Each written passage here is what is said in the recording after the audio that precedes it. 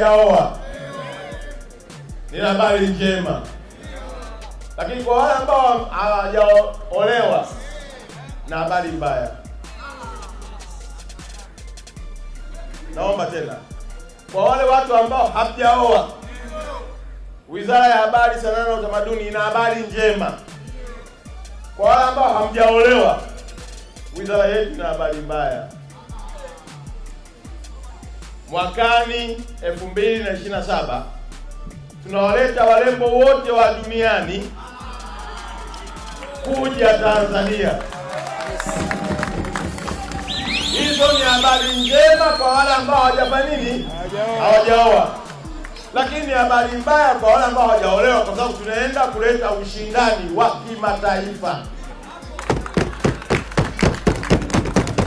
Nafasi ni chache. Kwa mdada yoyote, kama una kijana unaye komaa kuoe kabla 2020 ngapi? 7. Ikifika 2027 mamisi yote duniani wanakuja hapa. Yawezekana kabadilisha mawazo na ndoa yako ikaishia njiani. Baada ya kusema, nashukuru sana na asante sana.